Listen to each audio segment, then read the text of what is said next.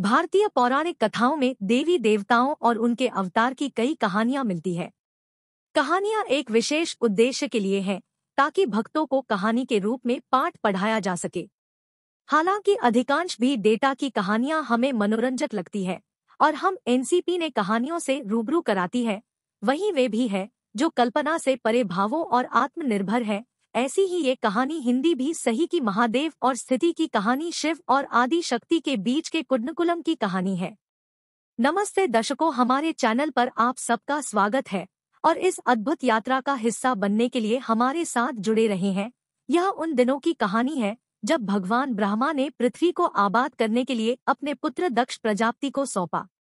तो दक्ष ने सार्वभौमिक माता आदि पराशक्ति की प्रार्थना की और उन्हें अपनी संतान के रूप में जन्म लेने का अनुरोध किया। इस प्रकार मां पराशक्ति मेहंतकश के घर में सती के रूप में अवतार लिया। दक्ष की पुत्री के रूप में उन्हें दक्षशायिनी के नाम से भी जाना जाता है। दक्ष के द्वारा देवी को मानव जन्म लेने के लिए ब्रह्मा जी की योजना थी कि शर्त ही शिव को विनम्र भक्ति से प्रसन्न करे और उनसे विवाह करे। धीरे धीरे सती भगवान शिव के भक्त बन गई। भगवान शिव के विधेयक को जीतने के लिए स्थिति ने अपने पिता के महल की विलासिता को त्याग दिया और एक जंगल में तप करने वहां उन्होंने तपस्या की और शिव की आराधना की। इतनी कठोर उनकी तपस्या थी कि उन्होंने धीरे धीरे खुद ही भोजन त्याग दिया और एक टीम एक पीले पत्ते खाकर दिन बिताने लगी। फिर उन्होंने खाना भी छोड़ दिया। उनकी तपस्या अंत में फल देती है। उनकी भक्ति की सीमा को महसूस करते हुए शिव ने स्वयं उनके सामने प्रकट होने का फैसला किया और फिर सतीश की इच्छा को स्वीकार करते हुए वो ने अपनी दुल्हन के रूप में लेने के लिए तैयार हो गए। विश्वास से परे खुश थी और फिर अपने महल लौट आई। उस दिन की प्रतीक्षा कर रही थी जब शिव आएंगे और उन्हें अपने साथ ले जाएंगे। हालांकि सती के अभिमानी पिता दक्ष इस घटना से खुश नहीं थे। कोई तथा विष्णु के भक्त थे और इस बात को सहन नहीं कर सकते थे कि उनकी पसंदीदा बेटी की शादी सीट से हो रही थी। दक्ष सोचता था कि उसकी पुत्री के लिए सिर्फ एक योग्य पात्र नहीं है, परंतु जो भी हो सतीश शिव से विवाह करने के अपने निर्णय पर अटल थी और वे उनकी पत्नी बन गई और अपने पति भगवान शिव के साथ रहने के लिए कैलाश चली गई थी। शादी के तुरंत बाद दक्ष ने अपने महल में एक भक्त ने यज्ञ का आयोजन किया, जहां उन्होंने सभी राजाओं राजकुमारियों भी देता को आमंत्रित किया था और उन्होंने सती और को आमंत्रित न करने का फैसला किया। को अभी भी अपनी पुत्री से नाखुश थे और उन्होंने शिव और सती दोनों का अपमान करने की योजना बनाई। इधर कैलाश में ये के बारे में जानने के बाद सती ने शिव से उनके साथ जाने के लिए सिद्दीकी ने अपनी इच्छाओं से जाने की आज्ञा देने से इनकार कर दिया, परंतु सती ने उस कार्यक्रम में भाग लेने के लिए दृढ़ संकल्प किया और शिव की इच्छा के विरुद्ध चल पड़ी। अपने पिता के राज्य के लिए शिव ने सती को वहां न जाने की चेतावनी दी थी, ये जान कि वहां उनका अपमान किया जाएगा। हालांकि तब सती उनकी बात अनसुनी करके चलने लगे, तो शिव ने सती की सुरक्षा के लिए अपने को उनके साथ भेज दिया। यज्ञ में सती को आते देख उसे में उनके चिल्लाने लगा और उनका अपमान करना शुरू कर दिया। दक्ष ने सती अर्षि को बहुत अपमानदायक बातें सुनाई। दक्षिणी यह स्पष्ट किया था कि ना उनका और ना ही उनके पति का कभी यहाँ पर स्वागत होगा। सती ने अपने पिता के साथ फिर से बात करने की कोशिश की और उन्हें ही कहा कि शीत एक अद्भुत पति है और उनकी शादी कितनी खुशहाल है।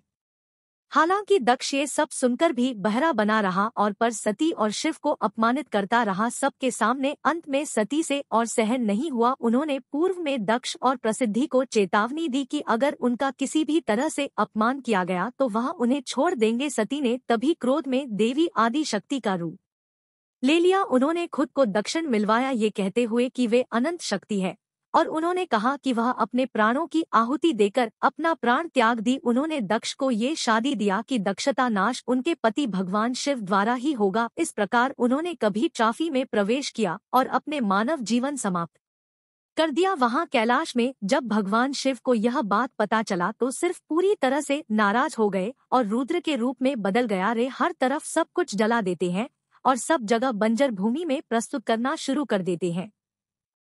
बैंग के तांडव नृत्य करते हुए उन्होंने अपनी जटा भर ली और उसे जमीन पर फेंक दिया। उस जटा से वीरभद्र चलना हुई, जो शिव का विनाशकारी अवतार था।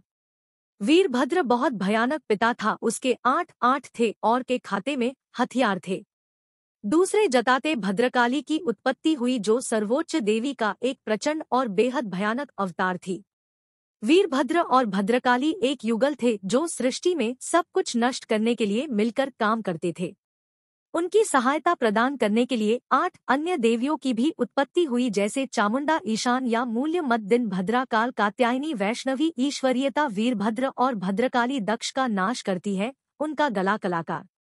वीरभद्र ने 10 की सेनाओं के साथ संतों और अन्य सभी लोगों को वहां गिरा दिया। यह भयावह बिलासपुर इलाज जारी है, जिसके बाद शिव ने अंततः फिर से जीवित कर दिया जिन्हें मार दिया गया था। यहाँ तक कि उन्होंने दक्ष को भी जीवन दान दिया। इसके बाद शीत में दक्ष का सिर को बकरी की से जोड़ दिया। शिव की करुणा फीफा देखकर दक्ष आखिर में बदल गए और भगवान शिव का भक्त बन गया। शिव सती के वियोग से पूरी तरह से टूट गए थे।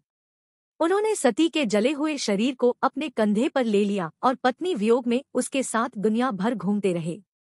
एक कथा के अनुसार विष्णु ने अपने सुदर्शन चक्र से सती के शरीर को 51 टुकड़ों में काट दिया। उन्होंने उनमें से प्रत्येक का नाम शक्तिपीठ रखा। सुदर्शन चक्र से काटे पर सती के शरीर के टुकड़े भारत के विभिन्न हिस्सों में गिर गए। इनमें से प्रत्येक शरीर के अंगों में सर्वोच्च देवी आदि पराशक्ति के अभिव्यस्त था, जिन्होंने कई सालों साथ अपने अस्तित्व को फिर से जाना था। वे भगवान भैरव के रूप में अवतरित हुए ताकि इन सभी शक्तिपीठों की रक्षा और संरक्षण का एक बड़ा कार्य पूरा कर सके।